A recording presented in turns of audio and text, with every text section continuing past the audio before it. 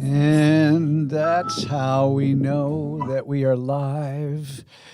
Good afternoon, everybody. It's Saturday, the 7th. Is that right? Yes, Saturday the 7th of July here in sunny Southern California. And good afternoon, good morning, and good evening to wherever you might be. I'm David Dorian Ross, the founding member of the Virtual Pipe Club, and these are the rest of the Zoom Room crew. Say good afternoon, Zoom Room. Howdy. Hello, everyone. Howdy, Hello, howdy. everybody. Hello, everybody. And that's just proof that we actually have, people who come on Saturdays, and it's not just me like sitting here talking to myself like a, the radio host's worst nightmare to just start talking and there's nobody listening. Daniel Leslie is over there on YouTube and he says, "Hey, it's my first time here. Welcome. Hey, welcome, Daniel. See how friendly these guys are? They're all saying welcome. It's they're not a scary crew at all. And that kind of leads me into the thing that I was saying. We are simultaneously live streaming today's meeting over there on Facebook and YouTube. And I am contractually obligated to remind everybody who's watching it over there, if you have not, hit the like, share, and most importantly, the subscribe buttons. Then just like shame. And also, there's plenty of room in the Zoom room here today. So if you want to pop in, you've got to go to Facebook and find the link. But there's a ton of them all over the tobacco forums, so you can find the link to come on in. Now, today, in just a minute, I'm going to turn this over to my good buddy Oliver, who is going to lead us through our weekly ritual of finding out what you're smoking and what you're smoking it in. And then we're going to come back and I am going to attempt a magic trick for the second week in a row. You'll just have to wait to see that. Yeah. Because it didn't work last week, right? So this week we'll try it again. Anyway, Oliver, take it away, brother. Thank you, Didio. Okay, welcome, guys. Good to see you all. Let's start with our virtual raised hand, please, to see who is on and who is not. That would be wonderful. Let me start with my little pipe here. I'm smoking right now. It's a little Savinelli Trevi, and I drilled this guy from 6 mil to 9 mil, and it works perfectly. And in it, surprisingly, some amphora, by far one of my beloved tobacco. So, and with that, I would like to give the virtual pipe to my buddy Stuart from Australia.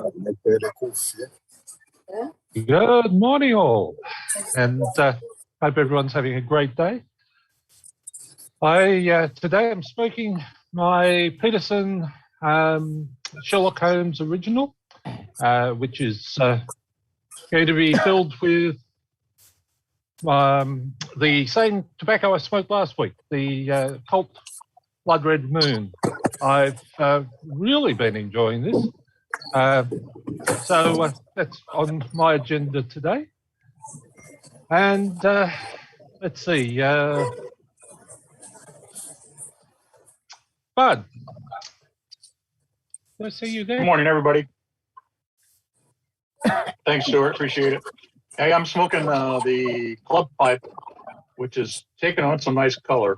It's good to see. And I'm smoking my first bowl of the McBaron's Royal Twist. And it sure is nice to see tin art back on some of these tins. So they're not half covered in warning label. So, and I will pass my the virtual pipe over to John in North Carolina. Thank you, Bud. I hope everyone's having a great day. I am smoking some LJ Peretti. wild cherry mix again this week. I think I was smoking it last week too. It's a nice smoke. It's mildly aromatic and works well. I'm smoking this in a Rossi, and I'll probably switch over to a slightly different shape Rossi sometime during the session if it gets a little soggy. So that's it for me. Let me pass the virtual pipe on to Mike Rizzo. Thank you, sir. I am smoking my Danish Pipe Shop 50th Anniversary Edition Pipe Dan Reborn. I actually just ordered a brown one of these because I love it so much. It smokes flakes better than any pipe I've ever had, and I have a few decent flake smoking pipes. And then after that's done, I also have my Castello Briar Blues Anniversary pipe that I also have packed with the McBaron Royal Twist, which I've really been enjoying. It's a pretty good blend. I love almost all McBaron blends, especially their coin cut. So, yeah, let's go to Boris. How are you doing over there? Can you hear me? Or, am I muted? You okay? Oh, Then, thank you. I'm smoking my go-to blend is McBaron HH Burley in this Savinelli 315. Nice Prince pipe. And the second pipe, if I need it, or when I need it, is club pipe and filled with Motzek Der Neue blend. So this is my smokes tonight. So next one, Miguel. Good morning, good afternoon, good evening, everyone. I am smoking my Dunhill 4109 Brewer Canadian. In it is Solani Virginia with Perique. And the second round, I'll be smoking a 2K Castello with Escudo. And I will pass the virtual pipe to Mr. Lou Carbone. Lou. Thank you, Miguel. Greetings, everyone. Today, I am smoking a wonderful, I'm going to show you the next one too. Two of my favorite Stanwells of my collection. So this is the Stanwell 124 in the golden contrast stain, which is kind of hard to find. I mean, at least I find them difficult to find. And I believe the contrast stain is an Eltang creation, which they only did these stains for a limited time because from what I read, Tom said for the difficulty involved in getting that stain. And I'm smoking inside it. I'm smoking Peter Heinrich's Early Block. And so I got to show you this one. This one has an absolutely outstanding bird's eye and cross grain. I probably can't really see it, but no, we can see it. It's another great one. Wow. They don't have Tom's initials on them, so I doubt that he actually made them. And this is a 125 in that famous Stanwell horn shape. So in there, I'm smoking, or will be smoking, Peter Heinrich's Curly. So it's a Peter Heinrich Tobacco Day. So good to be back with you guys. Let's see. So I'm going to pass it to the man with the voice for radio broadcasting, my friend Dennis. Maybe I should have become a radio broadcaster. I think you should have. You got the voice. Well, I agree with that statement. No joke. 100%. What can I say? Anywho, got a old Savinelli straight grain C here with, I used to be an English and Vapor fan, but lately for some reason, aromatics have been hitting, I don't know whether because it's hot here or what, aromatics have been hitting the spot. And talk about an aromatic. If anybody has never tried Sutliff Vanilla Cream, boy, you can taste the vanilla. but it's been working for me rather well. Now, let's see who else is in this collection this morning. Let's see. Bud in San Diego, you on yet? I have been, yes. Okay, how about Mr. Reed? Ian? Hello, yes, thank you. I'm smoking the Pipe Club of London Pipe of the Year, made by Chacom. I guess it's some sort of bulldog, and in it is some Erinmore Flake. And I shall pass on to Alvin Miller. Thank you, Mr. Reed. Hope everyone's doing okay. I am smoking. I think as Mike also mentioned, I am smoking my Bar Blues 25th anniversary. Radice Rind. Love this pipe. And I'm smoking some Eric Stokeby, 4th generation, 1882, an English blend that just got released. Well, I think it's not brand new, but they released it with Kentucky Burley, which I wasn't sure I would like, but I'm actually acquiring a taste for it. So it's tasting pretty well. And then I will probably load up some HU English breakfast, or actually I would call it English brunch maybe right now, based on my time, in the same pipe on my next round. And so I will now pass on the pipe to, let's see. I'm trying to see who's got their hands up. Ergen, go ahead.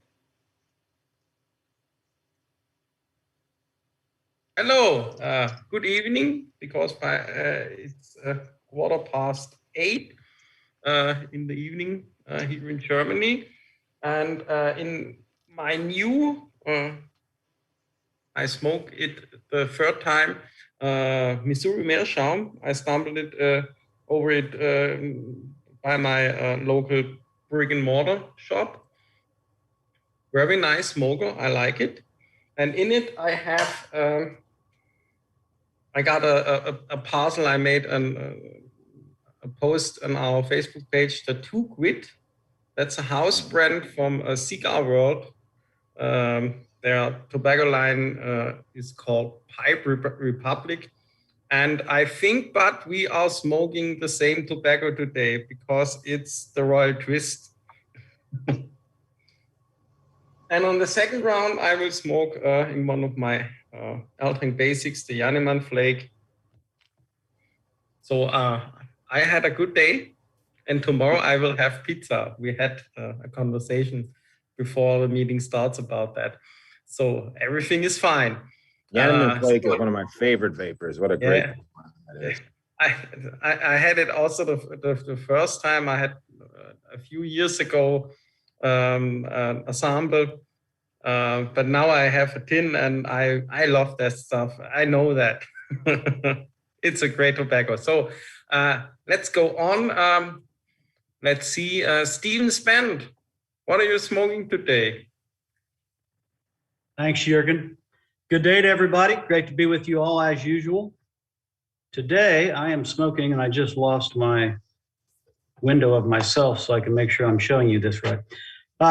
Smoke it's a Nording bent Dublin, sort of a freehand. I don't know how well you guys can see it, but just some beautiful grain in that pipe.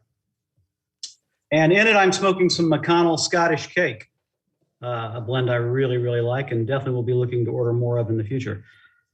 I don't just gotta believe the meeting's gone yet. Oh, yeah. Jump in and tell you, like, I like Nordings. Nordings are very beautiful. They're all, but after a while, some of them begin to look pretty similar. That one, though, is very different.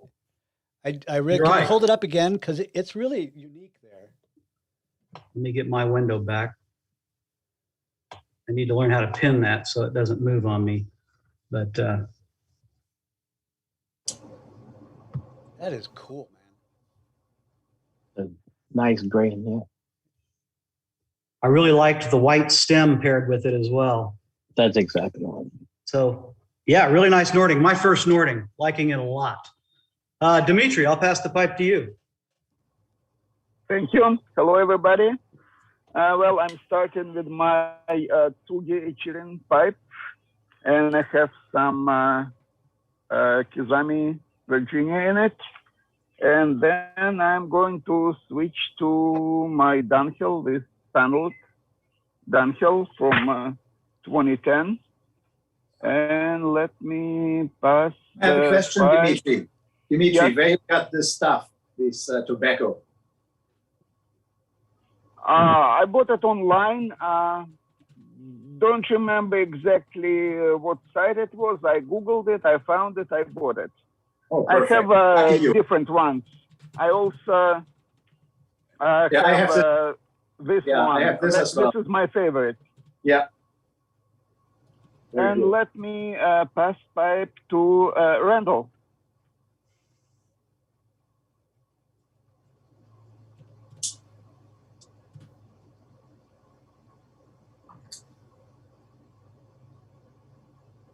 There we go. Thank you, Dimitri. Things are well. Got a gray, cloudy day here, but today, our club pipe. Love it. Beautiful pipe. Got some Carter Hall going today. An old favorite of mine. Later on, I will do the Sutliff English Luxury. Fine English blend and very mild. I've got a question for Oliver. Yes. Earlier, you talked about changing from a 6mm to a 9mm filter. Would you talk a little bit about that? How did you do that?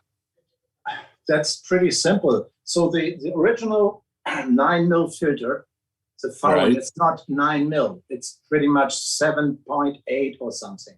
Okay. So what I did is very carefully, I use an 8mm drill and drill it very, very carefully. By hand? By hand, yeah. You can, if you have a little bit more feelings in your fingers, you can do it with a machine, but by Right. hand, you see more what you are doing. But you have Okay. to be very, very careful because the walls on the tenant are very thin later on.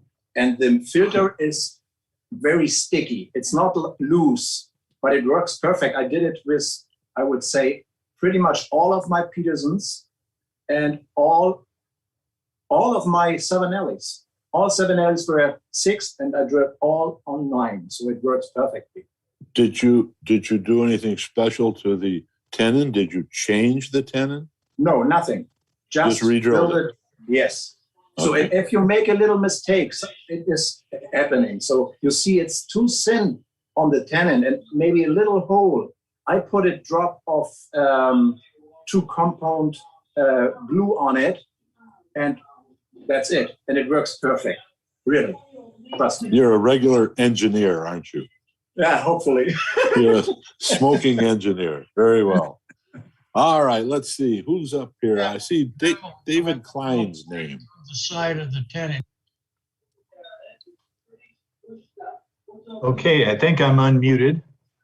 No, yes, good to be you're with good. everybody again.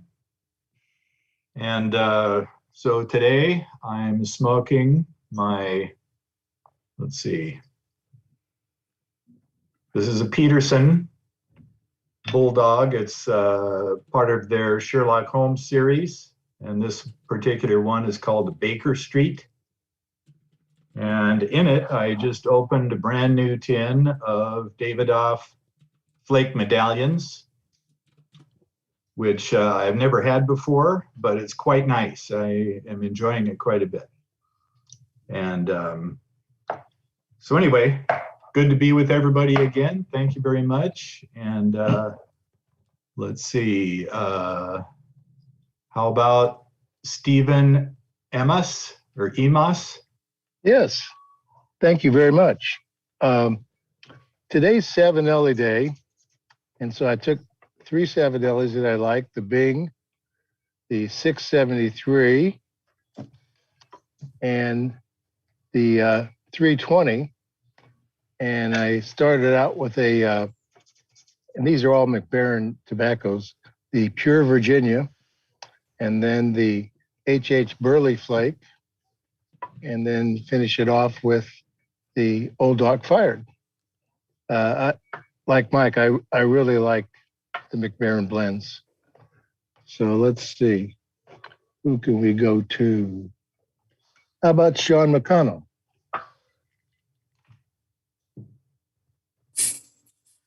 Thank you, Stephen. Good morning, everybody.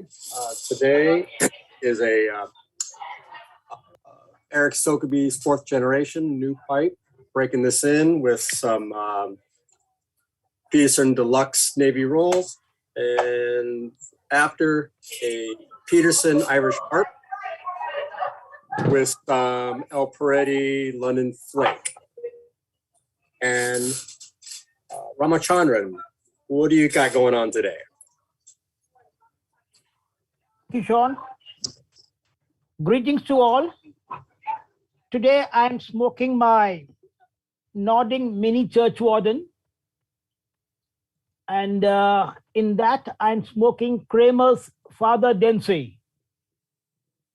Then the second one that I'm planning to smoke is a Savinelli 320, in which I'll be smoking the Vapor C&D's Poplar Camp. So I'll now shift it to David Johnson. Thank you, sir. Pleasure to see everybody here today. Right now, I'm smoking a Missouri Meerschaum with Lane BCA, Black Cavendish Aromatic. And later on today, I might just decide to pull out my Church Warden and, I don't know, go out and show off, look like I'm maybe, educated or something. And, maybe grab a black raspberry or something like that, aromatic. I tried that black raspberry battle of the blends from Pipes and Cigars, and I really didn't enjoy it. I mixed it up with MV1000 just to cut it down, and too much like cherry, and I don't like cherry, so I might poke my way through it from time to time here. Let's see, how about Ivan Kovacs? You out there somewhere? I'm here indeed. Listen, greetings to everyone. I'm coming live to you from, hopefully you can see that, that's Windsor Castle.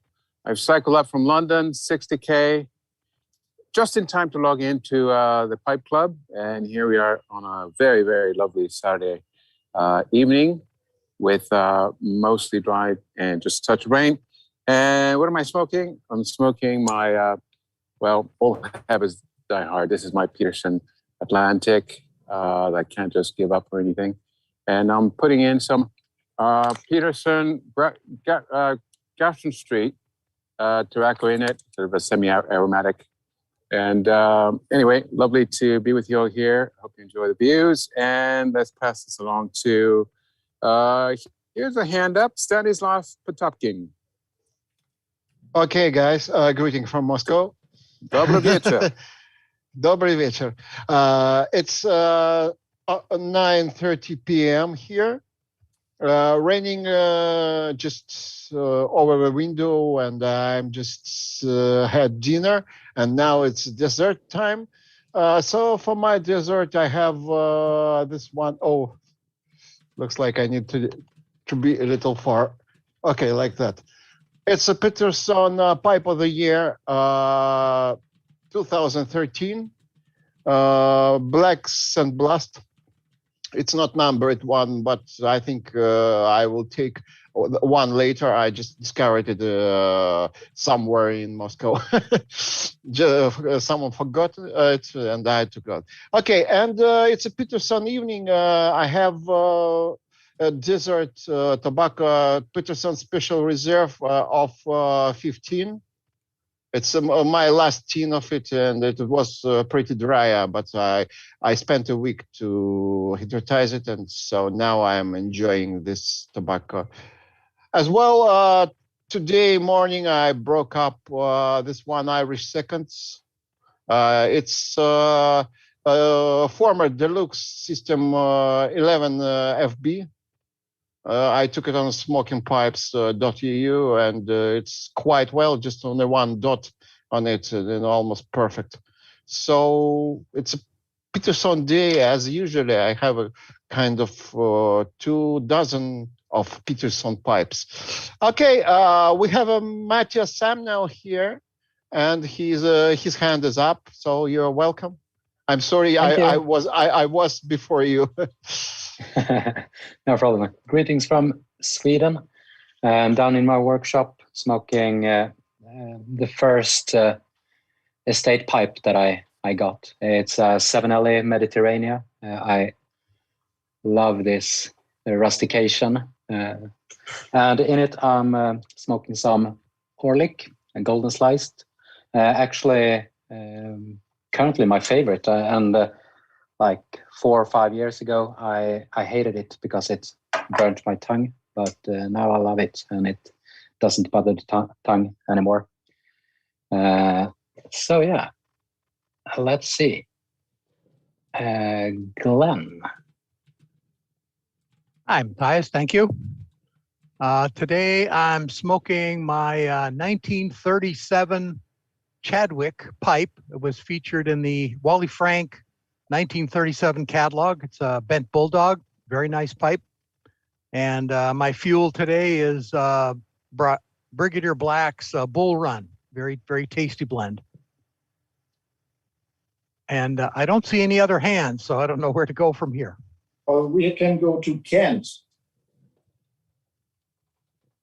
Kent, you're next. Hello. Oh, there we Hello, go. everyone. Good day, whatever time it is in the day for you. I am starting out with my Road Town chimney, slightly bent, and with some Stokeby luxury twist flake. So I'm doing a twist on the twist for everyone else. I don't have your twist, but I have a twist. And then when I get done with that, I have my pipe, my Bones Club pipe, loaded up with some McBaron vanilla roll cake.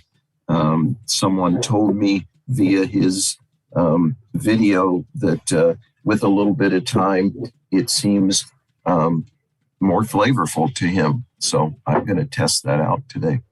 And well, who else has not gone who wants to go wave with you? Okay, Tim, we're going to you, Tim. All right, Ken, thank you very much. Well, today, since it sounds like it's a Peterson day to some extent, I'm smoking this Peterson Shape 68 silver spigot. And the cool thing about this, it has a horn stem on it, which was like a limited run. I remember just going on Smoking Pipes one night and seeing it and buying it, and I haven't seen them since. So I think the message, if you see a pipe you like and you can buy it, I would buy it, because you never know when they're going to disappear. You'll never see them again. In here, I'm smoking Rattray's Howl of the Wind. And a message for Stephen Spent. Scottish Cake. I had it on my shelf for a year, didn't open it. Opened it up one day, and now it's like my number one go-to. I have about 10 cans of it. Great tobacco. Wish I had found it a little bit sooner and started it, but that's a great tobacco. Nice to hear there's another fan here. And I'm going to turn it over to David Martinez. Thank you very much, Tim.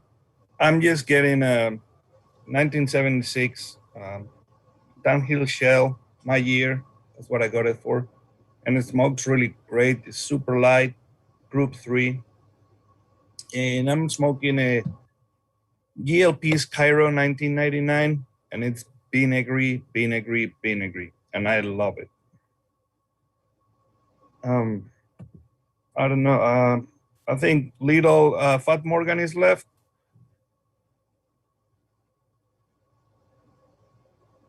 I might a little bit later on go out and smoke some Kentucky Club Aromatic out of a Corncob Bulldog Straight.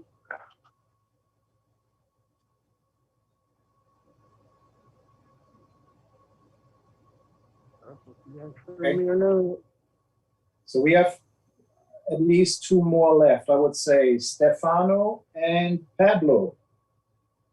Who's next? Stefano. Hello, everybody from Italy. This is my first connection, and I'm smoking a Castello pipe with crushed Italian Toscani. It's cigarettes, very strong.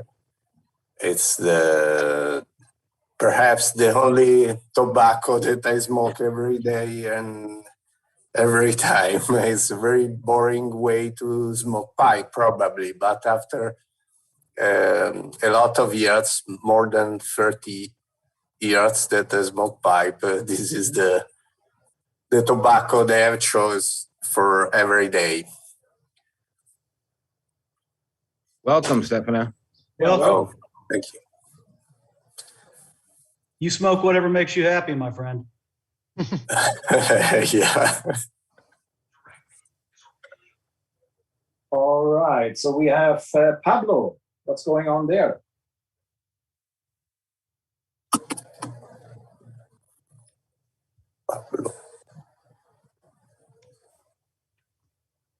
Not so much. All right. So then, looks like we are pretty much done. Let's go to DDR. There, I have to remember to turn my mic back on. Wow, lots of really interesting pipes today. It does look like a Peterson day, but I don't have my Peterson. I have a bunch of other interesting pipes. But I do want to acknowledge there's a bunch of people joining us today over there on Facebook and YouTube, and they've been sharing all kinds of pipes and their tobacco. Let me see if I can just find at least a couple. We got into a conversation about whiskey, so the pipe stuff got buried there. By the way, over there on YouTube, the consensus, Oliver, is that the Meerschaum looks beautiful. Oh yeah. Yes. I'm glad. We have a new member joining us, or a new watcher joining us, Daniel, who says he's smoking his Castello trademark Shape 55 today, which I think is lovely. It's a beautiful pipe. Peter from Radiant Pipes is smoking a Viprati with some Dunbar up there. Anyway, I wanted to give a smattering of sharing what's going on over there online, because you are just as much a part of the meeting as everybody else is. Although, don't forget, these are the cool kids. Okay, so if you want to be cool kids too, you've got to come to the Zoom room. Okay, so I have a bunch of both pipes and tobaccos laid out today. Right now, I'm smoking my Nirup classic shape. I just love this pipe. It is such a good smoker, and it is so gigantic. You know, I could smoke like the whole meeting and not quite finish it up. Inside this one is some 8-state burley today, which I really, really enjoy. The 8-state burley has a great burley. It's burley. It's burley-ish. Yeah. So anyway, getting a good burley out of that. Now, if I finish that off, I am prepared to switch to my Slenderman. This is also a pipe that I really enjoy smoking just because it's so bizarre. But that's not the most bizarre pipe I have. This one is from Janos Kokinos in Greece. Some of you may know Janos. He's a member of our club and also many of the other pipe forums.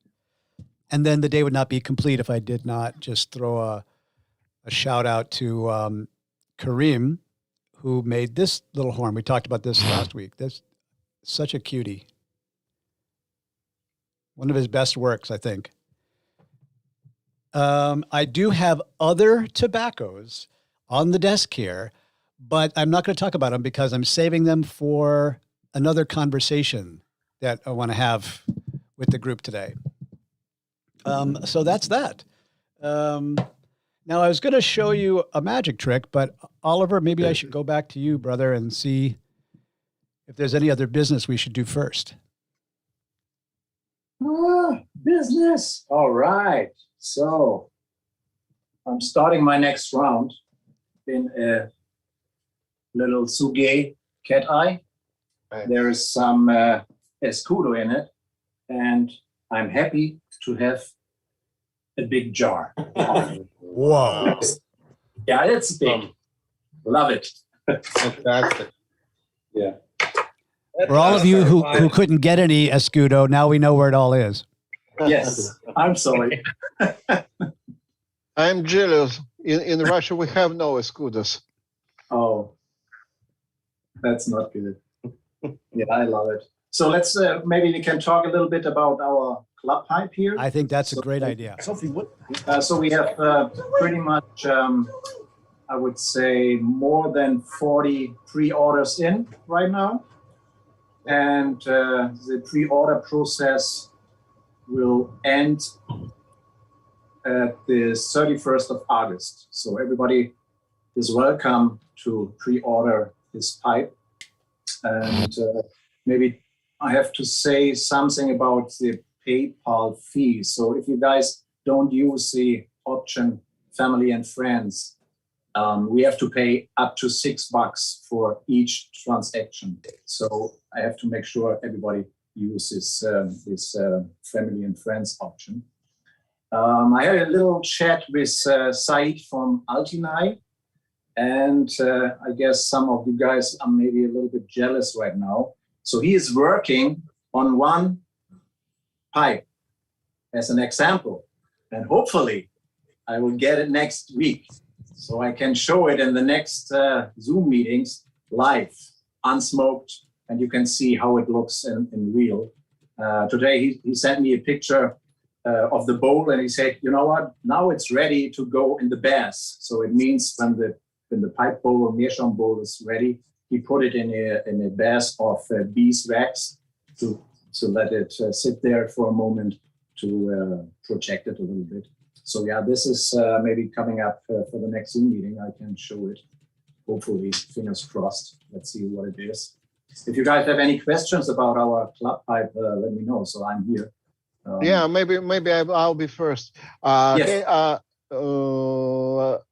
that logo with Virtual Pipe Club 2029, it will be just in the basement, isn't it? Yeah, it's underneath. You can see it over here, pretty much over there. Yeah. I'm just looking at photo of block, so that's why I'm asking. Yes, it's underneath the bowl. Yes, it looks very nice.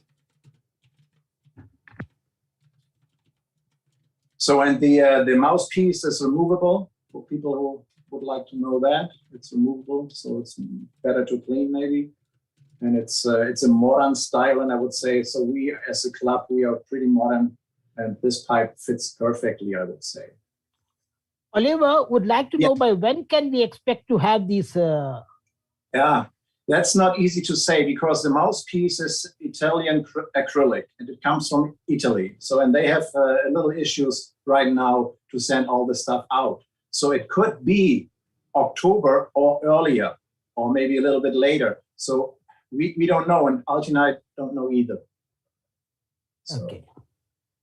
But I will let you know. As soon as I get any information or something, I keep you posted all the time, of course. If people haven't checked the website for the maker, that pipe normally runs $150 plus shipping. So how Oliver got this deal, I don't know, but thank you. Yeah, I'm happy too. So I was a little bit of negotiation about the price, and the good thing is I met Said Altinai 2019 here in Chicago on the pipe show. So we met each other and we had a good conversation over the last 2 years. I would say I have 3 Altinais myself, and I'm so happy. It's so outstanding quality, and they know what they are doing. And you can't go wrong with the Alginate Meerschaum. And the customer service is perfect, and the shipping is unbelievable. So when you order from the US in Turkey, you get your pipe pretty much in 3 days, I would say. It's unbelievable. So, and this is why I picked him as our partner, because I trust him and his company. So they are from 90, 60 something. So they really much know what they are doing.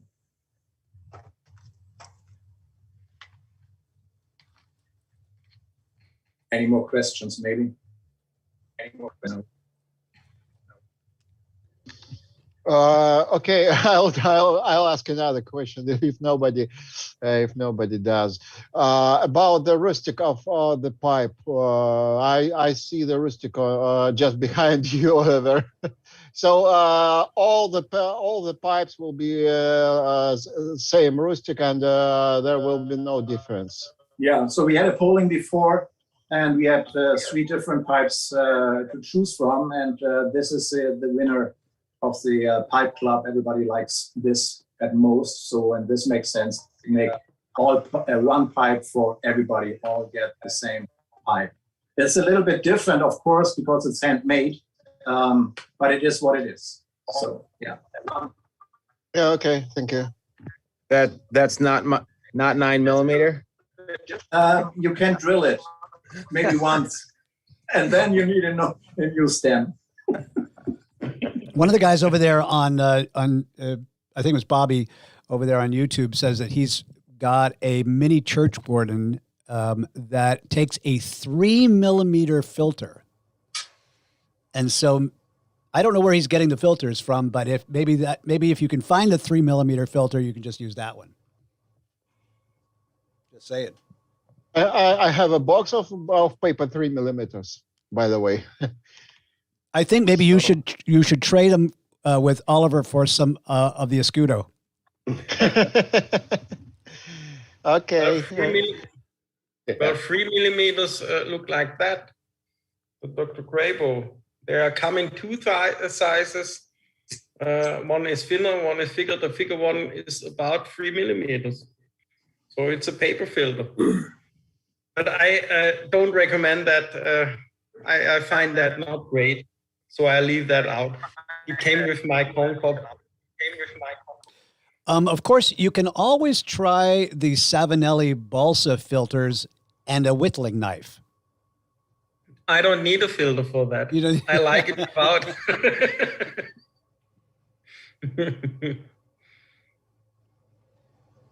So if you have more questions about the new club pipe, and by the way, I just want to say how excited we are. Like, this is a very, mellow and very sort of stoic group of guys over here. But I know each one of you feel the same way. Very excited about getting a second annual club pipe for a virtual pipe club, and the great lengths that Oliver has gone to figure it out, to search out some possibilities, to do some polling, and then finally to get the samples of our club pipe. So in case you hadn't gotten the whole picture or hadn't been seen it before, it will have the Virtual Pipe Club logo, laser printed, laser engraved on the bottom. So if you turn over, it's on the bottom of the pipe. It is kind of a Meerschaum version of an Eltang Basic with a very similar kind of hand feel to that, but with all the advantages of Meerschaum. Great something to add to your collection, but there is a limited quantity of them and a limited window of time to order them. So if you're interested and you want to find out more, you should just send Oliver an email. Oliver, what's our email address? The Virtual Pipe Club at gmail.com. The Virtual Pipe Club at gmail.com. Exactly. Not to be confused with the other virtual pipe clubs at Gmail. We are the Virtual Pipe Club at gmail.com. Awesome.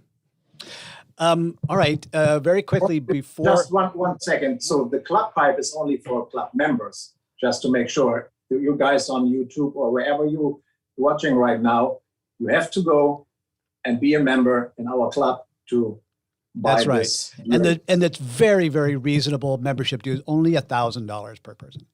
Very reasonable. Yes.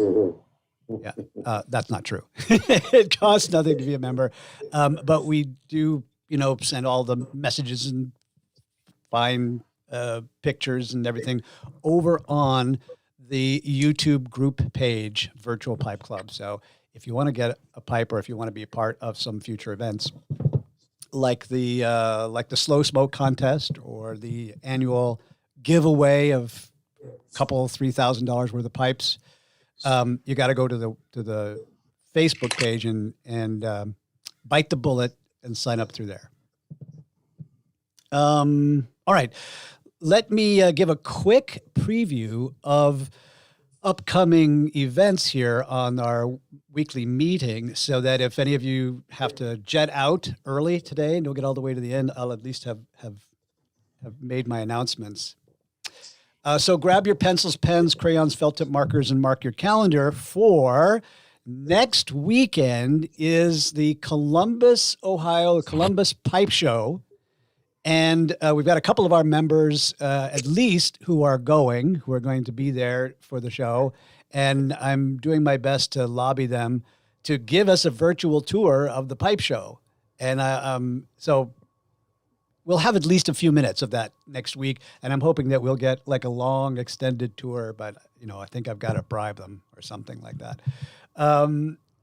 But that way we can see what a pipe show is like for those people who've never been to one. We get a chance to walk around the tables, see some of the pipes that are brought to pipe shows, see some of the tobaccos that you can get, probably some hard to find vintage stuff, and some of the cool people, especially the cool people who show up at the pipe show.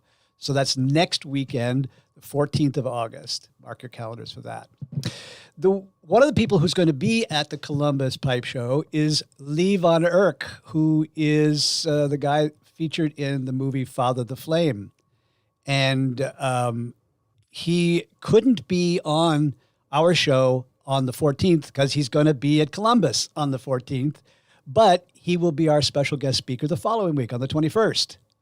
So it would be really terrific to talk to him about his life of being a artisan pipe carver, and especially after having been in the movie, and see if that changed his life at all. So it's going to be a great conversation with him for that. The week following that, the 28th, we'll have a friend of ours, friend of the club's, who's been on before, John David Cole from the Country Squire. And this time around, he's going to give us a virtual tour of the shop. He's going to show us the front of the house and the pipe racks and all that kind of stuff, but then also go in the back. Because if you don't know John David, in addition to being called the Jesus of pipe smoking, he's also a very well-known and respected tobacco blender. And so he'll show us the blending room, and maybe we can get a sneak peek at some new things. I don't know. I'm not going to speak for him. I don't want to get in trouble. What's up after that? Well, the next one we have on the schedule is September 11th, when Shane Ireland, our friend from smokingpipes.com, will be returning once again, and this time doing a tasting workshop. When you grab a new tin of tobacco and you've read the reviews and it says, oh, hints of cherries blended in with a bit of chocolate and leather.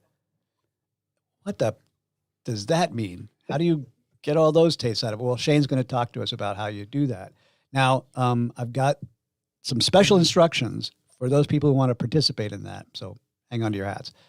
And then finally, the last one that's on the book so far, on September 18th, we're going to Chicago for a virtual tour of the Ewan Reese tobacco shop, one of the oldest and most well-loved tobacco shops still in the U.S. And so they're going to give us their virtual tour where we can see everything and know their innermost thoughts.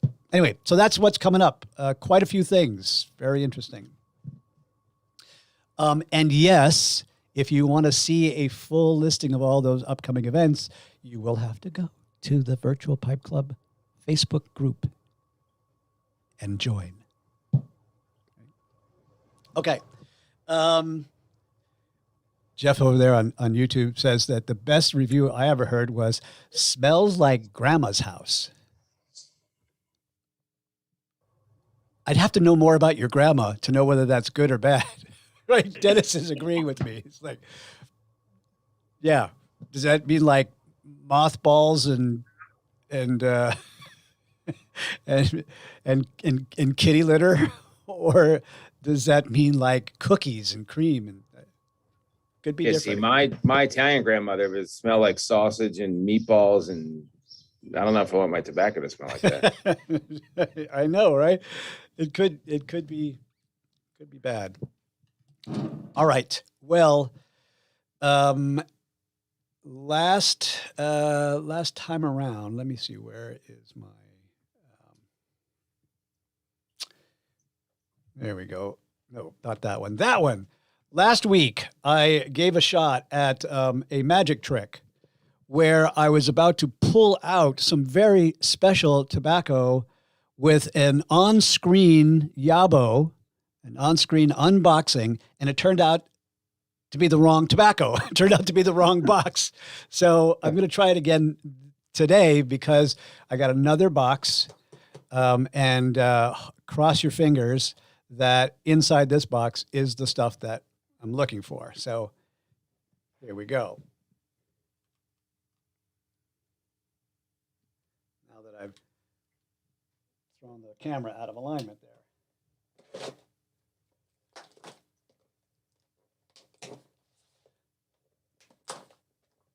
Jürgen, can we get a drum roll? You're the drum guy. One moment. I have prepared. Hold on. Why not turning around? I have a little patio to practice. So please. Keep going. All right, so on the basis of that drum roll, here we go. I don't hear the drum roll anymore, but that's okay. It's the thought that counts. And guess what? It's the wrong box again. 2 weeks in a row. It's 2 weeks in a row. Yes. I see a tin of Royal Crisp. Yeah, we want to see the tobacco. It doesn't matter. You want to, you just want to see. Okay, so So now you can join us, guy. Me and Bud. At 100%. I know. 100% of the drama. 100% of failure. It's his fault. So and I was saving that box all week when I could have been smoking it. You see, that's what happens. The tobacco that I'm waiting for is a special shipment from Shane of the different tobaccos that we're going to use in the tasting clinic. So we carefully selected, or he did, because I don't know anything about this kind of stuff. Carefully selected 4 different representative tobaccos, a couple of blends and a couple of pure tastes, so that we could talk about, the influence of something like Latakia into a blend, or the influence of Perique into a blend, and how what the is spicy and what is creamy and oily and all that kind of stuff. So I'm waiting on that box because I know a bunch of you guys don't have some of those tobaccos, and I am prepared to send them to you as soon as I get the box. So we'll try it next week and see what happens. That is my hope that next week. TDR, maybe we can fill the spot about the Yabo. Jürgen, would you like to tell us a little bit about the band project? What's going on there? Well, not much about that. I will set on a meeting next Sunday I have sent out some guide tracks to record the basics, the harmony and the melody, but I haven't got anything back yet. But I will.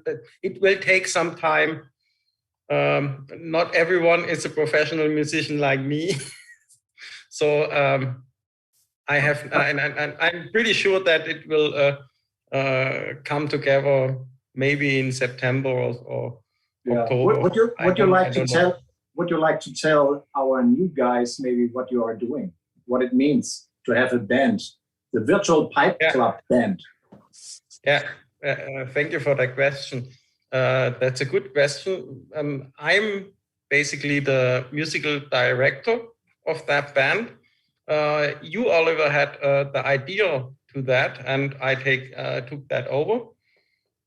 And then we made a post on our Facebook page. So if you want to join, you will find that there, or you can contact me personally, and I let you in. I have a special managing group site on Facebook for this band, we had 3 songs. I don't know if I will tell what it's actually. I will keep it a little bit secret and a little bit. We have three songs right now, and we will have 2 more, but it will take some time to work on that. Perfect. So if you are playing an instrument, please join our club, and you can contact and you can be part of that.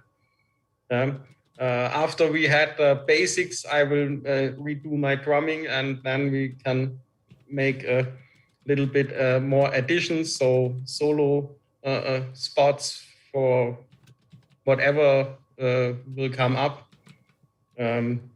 We have flutes now, we have guitar, we have ukulele, some mandolin, I think. There is much more room. So please join us and have fun. Do you have any clue when you would like to perform the first song? Maybe in a couple months? Or? Well, performing, we have tested out some software. The biggest problem in performing is that we have to be on the same spot, and there is always a problem with the delay and latency thing. So I've tested out some softwares. They are good, but they are hard to set up. So I decided to make it in a video form. So we produce some videos for each song, and we can play back them. We can try it in the meeting, but I think that will be a little bit difficult. So, you know, the problem with taking over the voices. You can tell that Jürgen is German to us not make any possible errors in the performance. I think I'm waiting for something akin to my mystery box. Everybody, let's just see what happens. Yeah. Well, on mistakes, I'm not afraid of making mistakes. The only thing that you have to do with mistakes is you have to make sure they sound good. Jürgen is a very good band director. I will say that. The sessions we've had, he's been fine. But by the way, is in our band. So I will make tomorrow a post on our website, and then we talk about the next meeting, and we talk how it's going on and everything. And I'm very curious what you will record. No, seriously though, I think whatever you come up with is going to be amazing, and so looking forward to that. That's also one of the things about the Virtual Pipe Club. Again, I'm kind of talking to the guys who haven't been here before. We've got some people here for the first time, both in the Zoom room and over online. There's so many terrific pipe groups all over the world. In-person pipe clubs. Now there's a bunch of online pipe clubs as well, and great guys who are showing up for their pipe clubs and meeting their people. One of the things that we try to do is be as forward-thinking and creative as possible, so that, in addition to getting together and talking about our love of pipes and pipe tobacco, we also do stuff that maybe nobody else is doing, like having a band, and for our first anniversary, we literally decided to give away. I mean, we did a raffle. I don't want to make it sound like it was not what it was, but the raffle tickets were only $20, and we gave away about $3,000 worth of pipes and accessories and cups and lighters and things like that. And so that's what we're up to at the Virtual Pipe Club. Another reason for all of you Facebook haters to come and join in. Well, this afternoon, one of the things that I wanted to bring up, since we don't have a guest speaker today, is sort of the crowd think, the pooling of the personal practices of all of our club members, specifically about a question that was posed by one of our team. David Martinez Ruiz said, "Who here has more than a couple of jars or tins open at one time?" And I was fascinated by this question, because I think maybe I'm a little nutty, because I've got like boxes and boxes of open tins, and not just like stored and cellar tins, but open stuff. So I may not be a good representative of that, but I have hundreds. So you've got, Mike says I've got hundreds. And that's not a lie. So I have. So Mike, we'll start with you then. Yeah. So this is the question. If you've got open tins, tell us about like how many that means, and then talk about some of them. Like, why do you have those open? So Mike, take it away, brother. All right. So they have these things called soda crates that I don't know if they sell them anymore, but they sold them. Mutton Chop made it kind of famous. So it's a wooden crate that fits a little half pint jars perfectly. So they hold 24 jars per crate. I have 9 of them. They're all jarred blends. I did get rid of a lot of them. I had a lot of English blends that I didn't smoke anymore. I still have probably, 40 or 50 blends that I'm trying to get rid of because they're just sitting there. I'm never going to smoke them. But yeah, so most of them are all blends that I go through. I never really ever smoked the same blend twice. Like I'll smoke a pipe in the morning, a pipe in the afternoon, a pipe at night, always a different tobacco, unless it's something real new that I'm really into.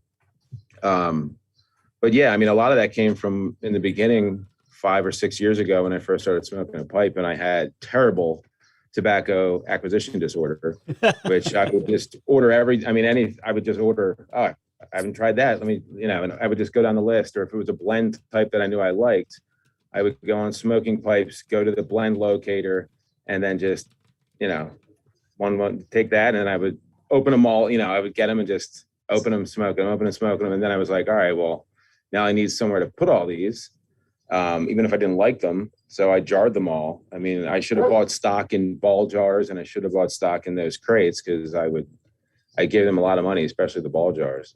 And that's not including all the stuff I have cellared. So yeah, I mean, I don't know about you, but I have, probably about at least a little bit north of 200 open blends in jars.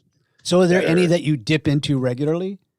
Oh yeah, I mean, all of them. I'm all my. So I have two of those crates that I stood upright, and they're in my basement, like where I have all my pipes and everything. Those are the blends that I go to the most. It's Amphora, Pure Virginia, Escudo, like all my vapors, all my straight Virginias, stuff like that. So I have my favorite 2 that are like I go to all the time, and then I have.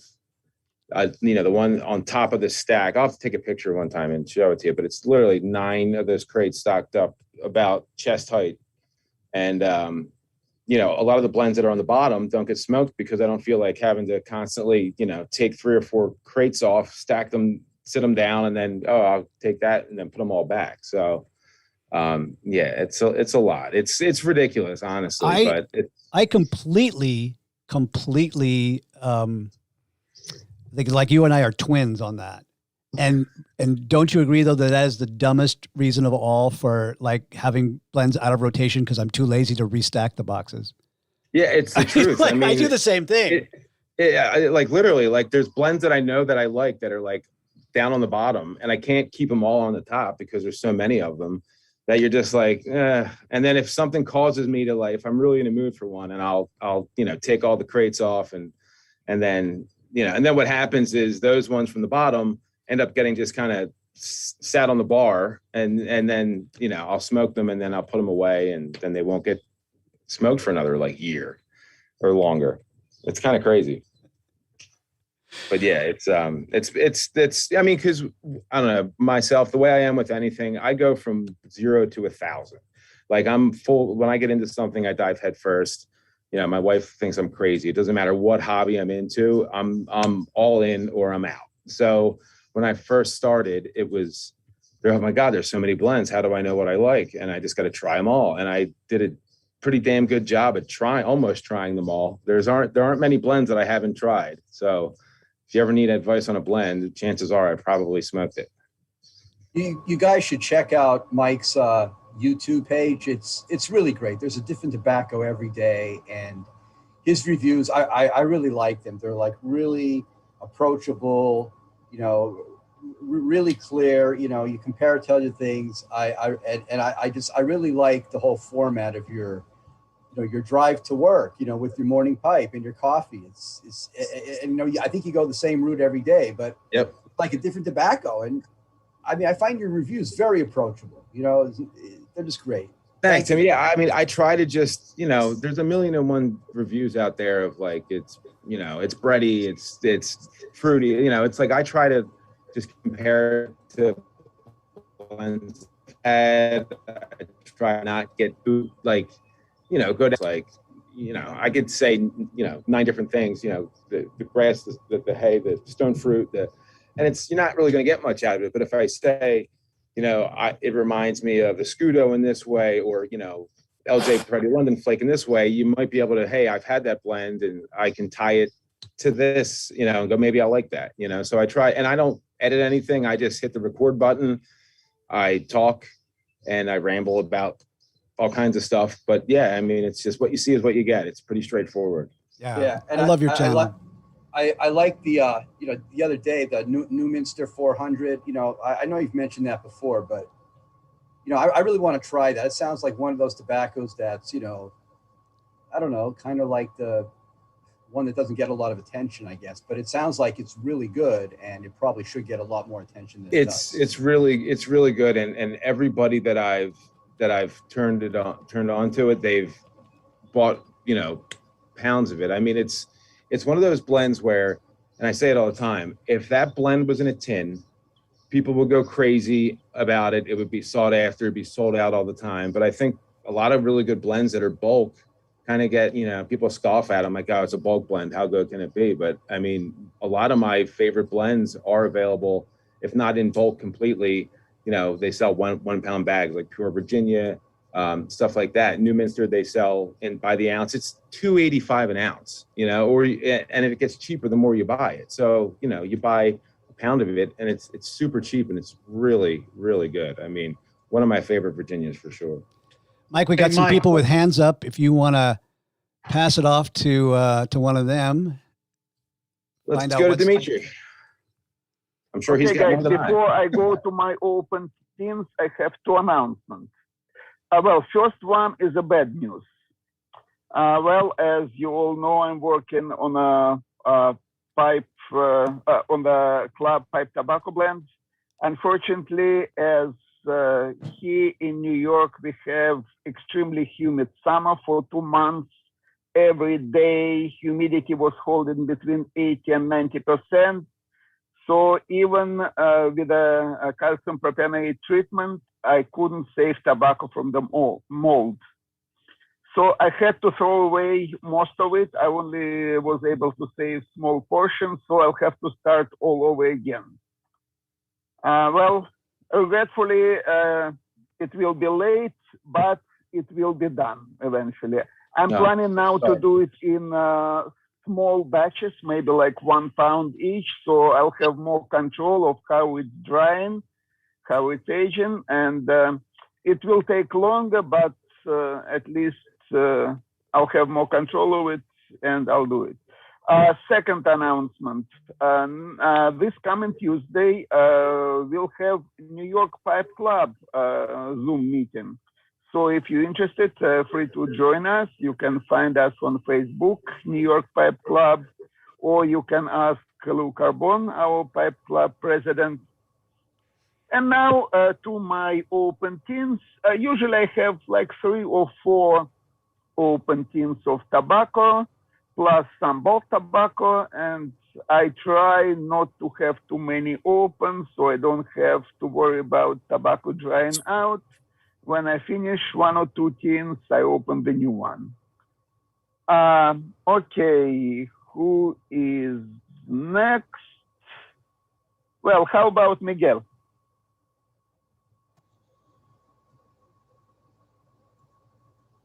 Thank you, Dimitri. I have about, you probably know, I have a Scudo, about 4 or 5 tins that I have open all the time, which is the pure Virginia Plague, Escudo, Solani, and McBaron. Most of them are Virginia, but yeah, I tried to actually not to open a lot of tins, but the issue that we have in Canada, because we're so deprived about, tobacco. So every time that I see you guys actually review, I'm compelled basically to get it. And then I end up actually opening too many tins. But so I always try to have at least 4 or 5, but the 3 of them are regular on my rotation. And with that, let me pass it to Alvin. Thank you, Miguel. Sorry about that. Thank you, Miguel. Well, 4 or 5 years ago, as I had that condition, I think that Mike Rizzo talked about. I was accumulating so much tobacco because I wanted to try so many different things, and I decided I was complicating my life a great deal. And as you get older, you want to try to simplify your life. And so what I ended up doing was I ended up acquiring, I ended up building a bar in my house, which is really my area where I keep all my pipes and tobaccos. And I built a bunch of drawers that pull out from under the counter where I actually have my bourbons and scotches. And they hold a number of those small 8-ounce, what they call wide top mason jars. And when I open a tin now, I actually jar it, and I keep about 25 or 30 open jars of what I'm smoking. I rotate that out, and then everything else I've either got jarred and aging, or I've got tins I haven't opened. And that way I can kind of still try new tobacco. It's just if I open one, I'm going to jar it just so I can try to. So Alvin, do you have favorites? Like I know Miguel's like dipping into his M4 Virginia every day, maybe every other day. Do you have yours that are? No doubt, English blends, DDR. I primarily smoke Englishes of all. I'm a fan of the HU blends, which Ergen is high on. I'm always trying new English blends. Probably my go-to on the English side is like Father Dempsey. And that 1882 I showed you may become at the top of the list. And I've also got a few English aromatics I smoke. And then I do some vapors, and I've got some straight Virginias and a few Virginia Burleys. So I probably English and Virginia Burleys and probably straight Virginias in that order. But what I do is I just like I said, I try to keep the small mason jars, and then when I run low on one, I'll transfer some from my cellar or from a larger mason jar I've got stored. That way I can kind of keep the variety. To me, I love variety. I really do. And I like trying, and plus I like trying new tobaccos. And so that's kind of how I do it. And it's nothing scientific about it. But again, I only have so many places to store tobacco. So but I want to have enough. So someday if we ever have a problem getting tobacco, I won't be worried about it. And the longer I live, the less I've got to worry about it. So I do the same thing you do, the same exact thing. Like I have them for variety, and then when I get low, I just bring them from the cellar and top them off. And you got to have at least 30 in your rotation. And yeah, and I've got those sure tight mason jars, the small ones, and they really do keep that tobacco in pretty good shape. But so they do. I have blends that are in there for 5 or 6 years. Yes, they haven't dried out. So that's kind of my approach. Nothing scientific about it, but I'm just trying to be sure I don't spend half my life managing my tobacco inventory. And let's see. Have Tim, how about you? I'd be curious to know how you do it. Don't forget to keep your eye on the guys who got their hands up too. Oh, yes. I'm sorry about that. No, don't He just, didn't have his hand yeah, up. no, let's get Tim in there. But Tim, when it's time for you to turn it over, just keep your eye on those guys. All right.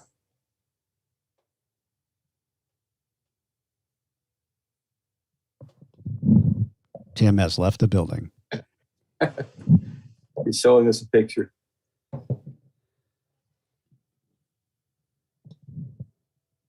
Tim, are you there?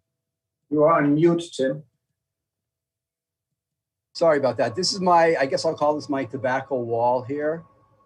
What I do is I open up the tins. I really enjoy looking at the tins and the visual component, and I like to keep the labels and stuff. So I keep them in these flip top jars, as you can see, and it does a pretty good job of keeping it fresh. Probably not as good as mason jars, but I think it does well enough. So I've got all those up here, and then I have a whole bunch of other, my other, tins and, such down here. Probably have about 25 open at one time. There's a YouTube guy who actually did a really good video on how to take those mason jars, little ones, and make labels from the actual tobacco tin. There's a number of steps involved, but it looks like it's manageable. It looks like it's pretty cool to do it. But you can make the label and then put it on top of the mason jar, which would just, I think, enhance the whole, collecting aspect of the tobacco. So anyway, that's what I have going, and I'm going to turn it over to New York Pipe Club member Les Young.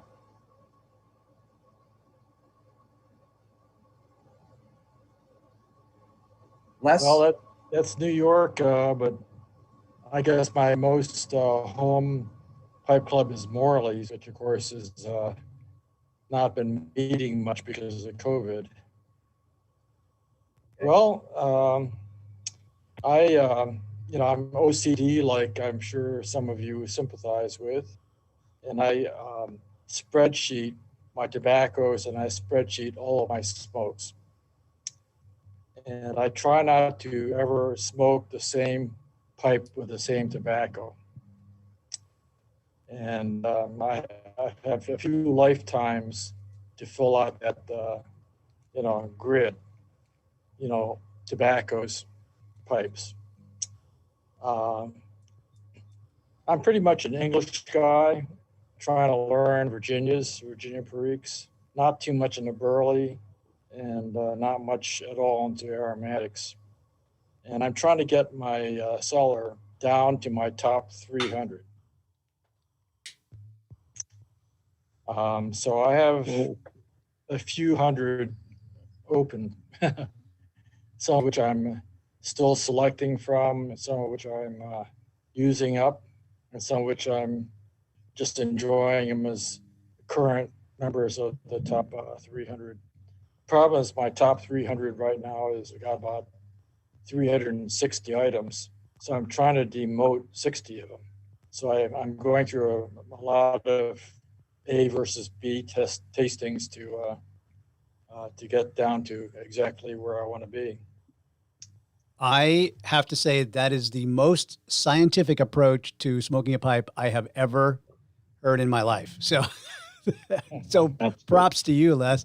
I got a question though. How disciplined are you about not favoring one pipe or one tobacco? Are you really committed to, like, I'm always going to just keep on going around the grid? Oh no, I definitely favor certain tobaccos and certain pipes. And in fact, it's sort of interesting. Each pipe, yeah, I mostly smoke bar, but each pipe has a personality. I haven't gone to the step where some regulars tell me you need to smoke a given pipe with multiple tins of the same blend to really season it. I haven't gone that far, but I do notice, some pipes, not always the expensive ones. Some pipes just taste better than others. Les, could I ask you before we peel off from you, what's your favorite top couple of Englishes? Since me being primarily an English blend smoker myself. Well, at one time it was Larry's Blend from the great Russ Ulett. And then for a while there it was Westminster. I like a lot of Pease's stuff. And I actually like it better than what he based it on. The old pre-Murray and Murray and post-Murray London blends or London mixture, Dunhill. They were always okay with me. And when I was trying to get it to be top 25 or top 50 or top 100, London blend wasn't necessary, or London mixture wasn't necessarily part of that. But my tastes keep changing. Most of the top 300, which is actually about 360 right now, are English. I like the Captain Earls, I like the Druckers, almost everything Pease does, including Druckers, his Druckers. I guess the thing because I only have a few tins in a bag, Renaissance, which is worrying me, that and Bohemian Scandal as they age. I think they're getting flatter. And I don't blend anything. I take it as is. So I'm thinking I need to get to puffing up some of those oldies before they disappear or fade out or whatever. Thank you, Les. Pleasure. Les, you can pass it on to someone else if you want with their hand up. Some people have their arms up. I don't know about hands up. Let's see. Let me look at the gallery. Who's got a hand up? I see people with pipes in their hands. The electronic hands is what we're talking about. So if you look up at the top of your, Les, are you on a tablet or a phone? Yeah, no, I'm on a laptop. You are on a laptop. All right. So if you look in your gallery view, you'll see a bunch of guys with a little palm showing. That's their electronic hand raise there. Oh, okay. Well, I don't see anybody offhand, but why not my buddy Lou Carbone? Assuming he's still here. Thanks, Les. Thank you. So I didn't have my hand up, but I guess I'll comment. Thank you. So what I do, I don't know if you, for those of you on Facebook, might have seen my photo of my couple of hundred open mason jars that were tins. So when I open a tin, I immediately put it in a mason jar because I'm one of those that like to try a lot of different tobaccos, and I will never go through a tin in enough time before it will dry out. So as soon as I open a tin, it goes into a mason jar, and then I label the jar. I kind of hate that, and I like the idea, like Tim was mentioning. I've seen, that website where you can, print the labels and put the labels on the top of the jar, which I think is a great idea. I like Tim's method where you got the jar inside of the tin inside of a jar, because I'm visual as well. I like to see the tins, but I haven't been able to do that. So I have this chest that I guess was an old linen chest, we had towels and sheets and things like that in there that we didn't need anymore at the time. So my then wife said, well, why don't you use this for your jars? Because I had jars everywhere. And that's what I did. So there's a couple of hundred jars inside that chest. And the photo is on that thread that I think Jürgen or I'm not sure who, David might have started. And, I try and cycle through them. It's not the most efficient method because, I have to move a lot of jars out to get to some of the ones in the back of the cabinet. But, I try and cycle through them. And basically that's my method. It's not the greatest, not the most efficient, but, that's kind of what makes work for me. I do like Virginias and Virginia Perique blends. And I guess as the weather cools down, I tend to gravitate towards the English blends. So I have it set up in that cabinet. The first top 3 shelves are mostly all Virginia Perique. And then the remaining shelves have all of my Latakia blends. So I also have unopened tins, another couple of hundred open tins inside just boxes that I have stored away. And those are basically, duplicates or triplicates of ones that are open, that I smoke on a regular basis. So that's kind of my method. If you want to see the photo, go out to that thread and you'll see my cabinet there with all those jars. And it's pretty crude. Like I said, I just take a piece of masking tape. I write the name of the blend, and under the tin is usually a date code, and I'll put that date code on there. And that's kind of what I do. So again, not the most efficient, but I make it work. So let's see. Let's see a couple of hands. Jürgen, why don't you tell us what you do? Yeah, that's quite interesting. It was the post from David Martinez, I think. Yeah. And I have posted also a picture of my cabinet where I store my tobaccos that in my regular rotation. But that's a little bit difficult because not everything that you see on that picture is what I smoke every day. And so I have blends that I smoke occasionally. And then there are blends that I always have. These, for example, you know it because I mentioned it so often, is the Louisiana Broken. And this one I smoke only once a week. It's my Sunday smoke, but I like it so much. I have 8 tins in my cellar. So I have much more tins. But I also have some aromatics. This, for example, and I have in jars like these some tobacco experiments. This is self-pressed tobacco out of dark strong Kentucky, 40%, and a Virginia flake, and some vanilla roll cake is in it. And I let store that as long as it's gone, and that could take years. So these tins, I think, they are very good to keep the tobacco as good as the mason jars or the ball jars. I think that are the glasses from IKEA. They call it Korken. So you can get it also in the States if you want. They are a little bit cheaper than the mason jars, I have to say. But when it comes to my real rotation, what I'm smoking all the time, it's Virginia Amphora, of course. I have it quite regularly.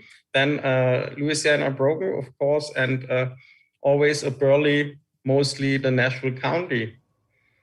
So, and the rest is more on what I'm in the mood for.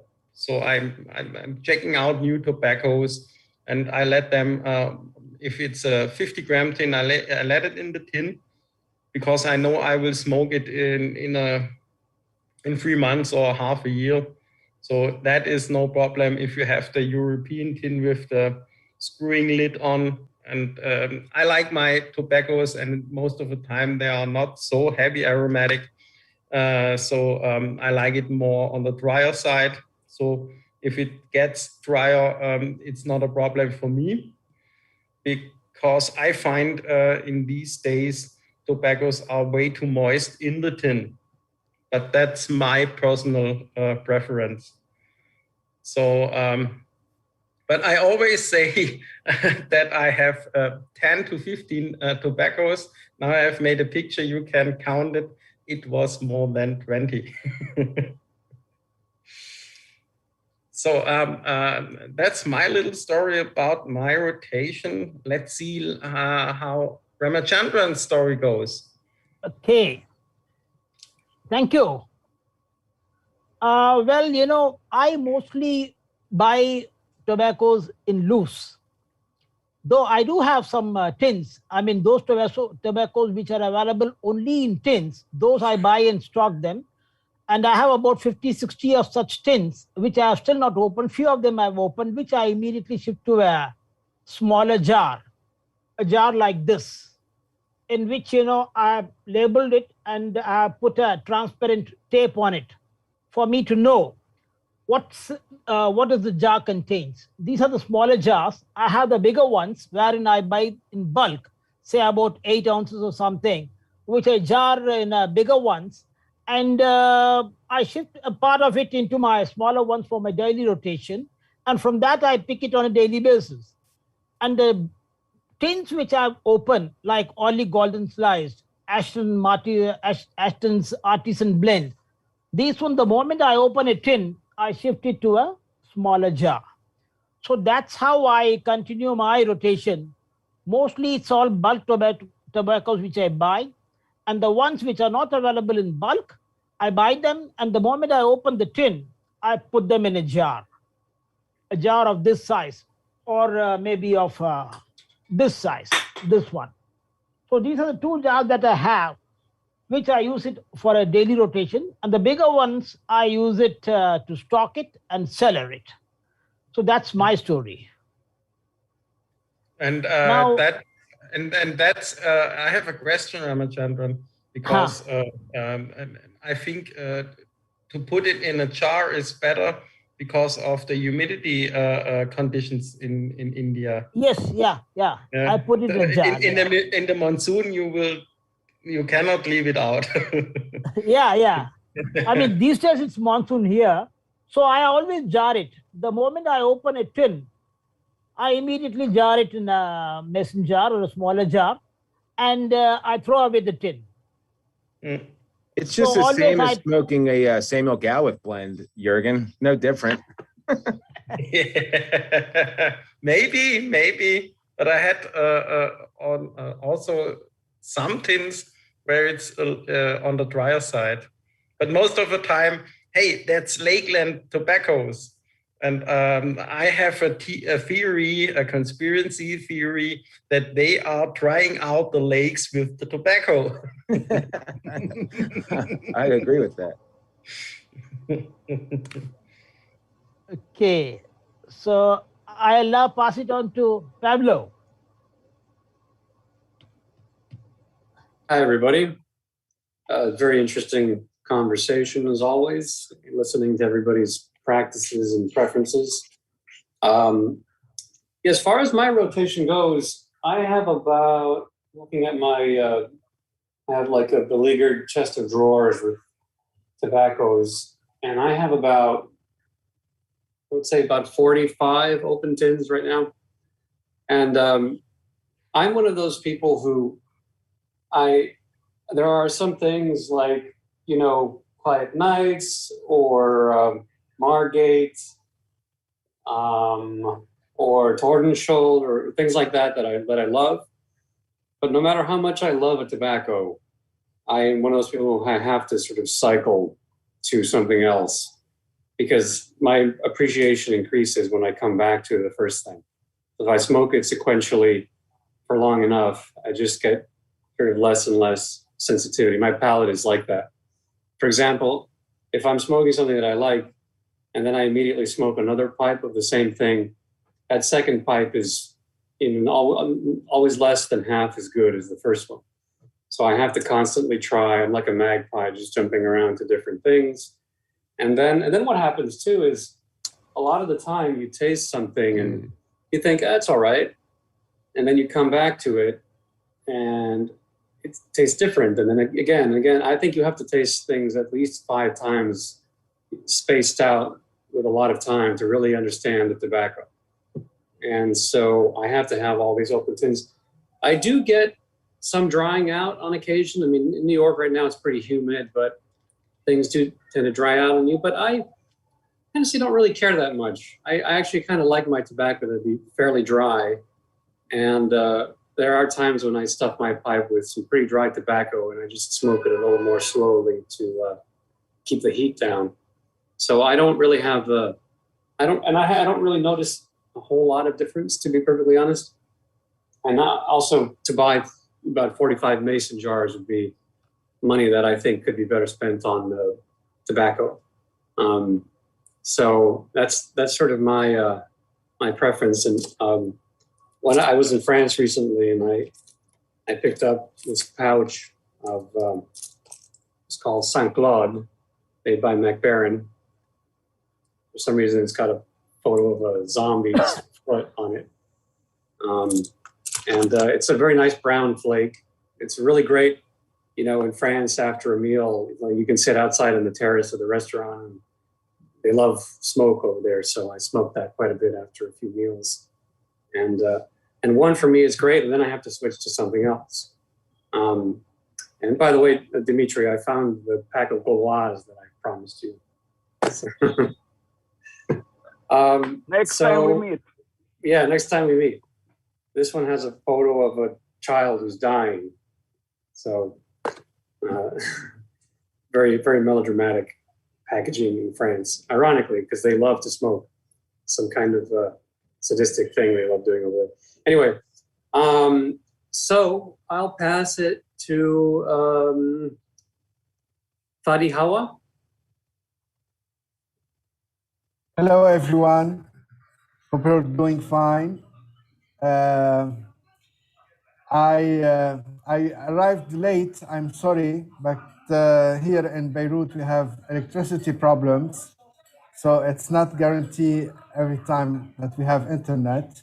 Now there is electricity, so it's fine.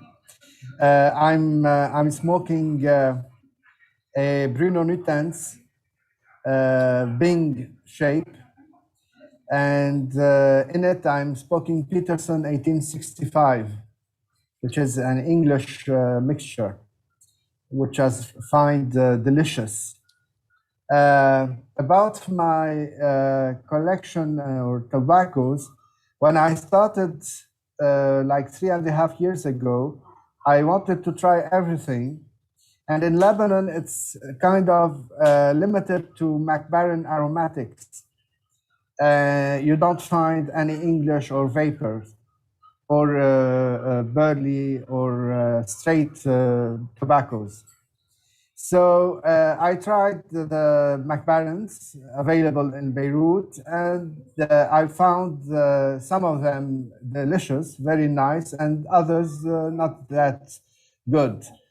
And afterwards, I started bringing from outside. So I knew immediately that I have to rotate. And I consider from the first beginning, I wanted to be honest, when I smoked my first English and my first Balkan, I knew that I was a Balkan or an English fan. Second, it was vapor and Virginia Straight or Burley. I'm a great passionate of Burley. So I decided to smoke it like a meal. And I consider my smoking sessions as a whole meal, which starts with the entree. I mean, like I start with a bowl of Virginia, straight Virginia or vapor. And for the main dish, it's an English bowl or Balkan bowl. And as for dessert, I finish with an aromatic, but not the heavy aromatics. I mean by aromatics like McBaron Golden Blend or Club Blend or Plum Cake or Amphora Original or Amphora Full Aromatic. Not the Captain Black style of aromatics, if you see what I mean. So this 3 bowls, and then for my next session, it's another. So usually I smoke 6 bowls per day. So it is 2 vapors or others, 2 English bowls and 2 aromatics bowls. And like this, and I'm with Pablo, that you change the taste. If you eat sugar in all your meal, you will be sick at the end. If you eat meat, only vegetables, you have to change. And I consider that my smoking sessions are like meals. So I try to rotate them as such. I have like 40 to 45 tins, which is great given the limited options that we have in Lebanon. But fortunately, I have friends in the States and friends in Europe, especially in France and Germany. And for French tobacco, I'm perfectly, I perfectly agree with Pablo. I love Saint Claude tobacco. And if you love the brown tobacco, I recommend also Caporal Export, Caporal Scaferlati, which are great also for brown tobacco fans. Since 1 year ago or 1.5 years, I knew that I could clearly see that I like or I love Balkan Sazieni for the English Balkans, and that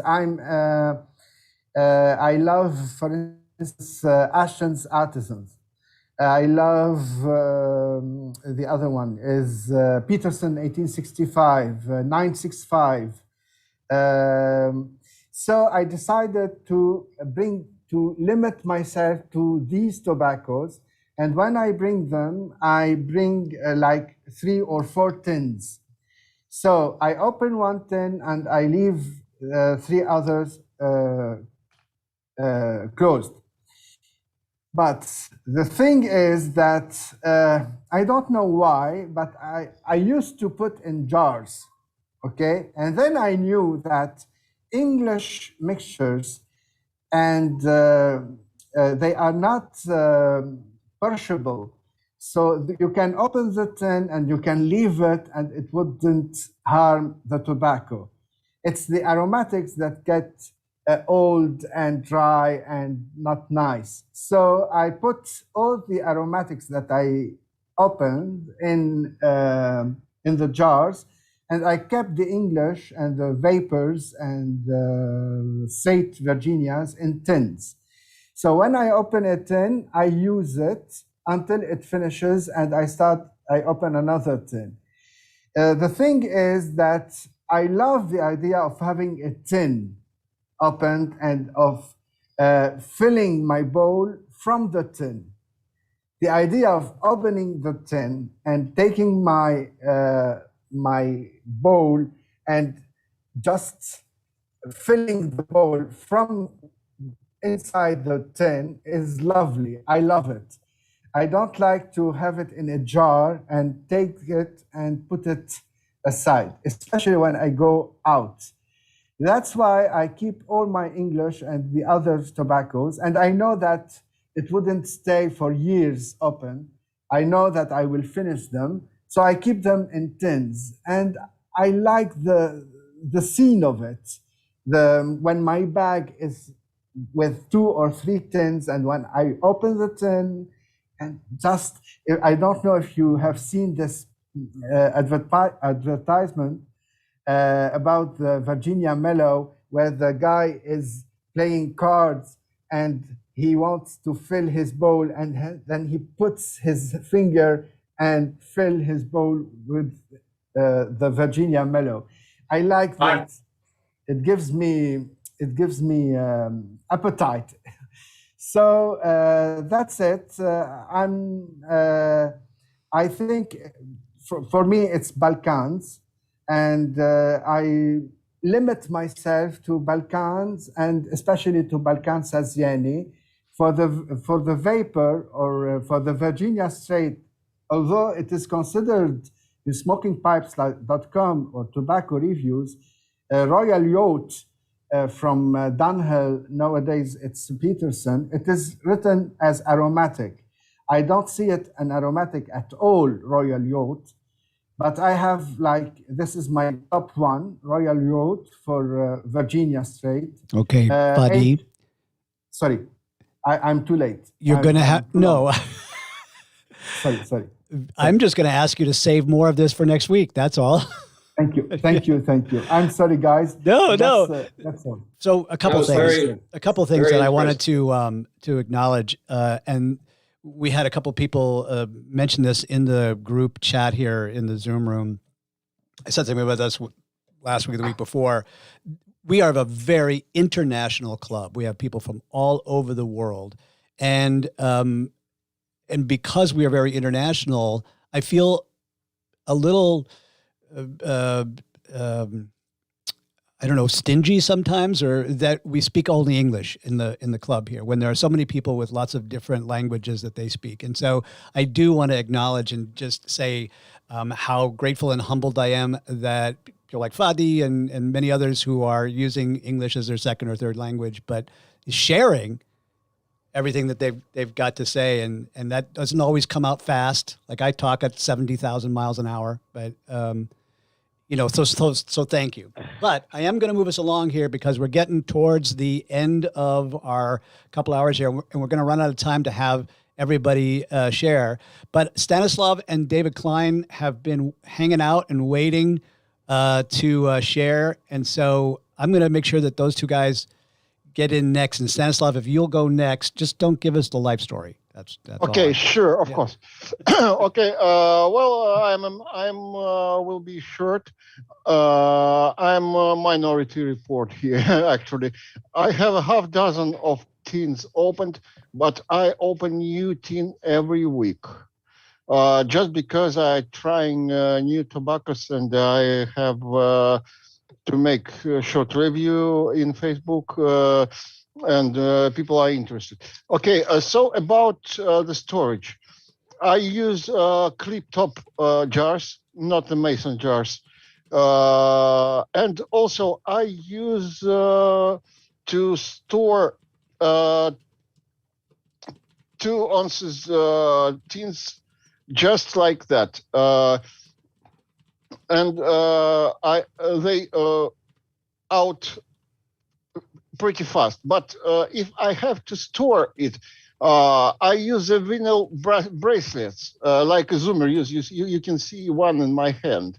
It's a pretty close and pretty good for store the humidity in tin. You can see the tin with the bracelet.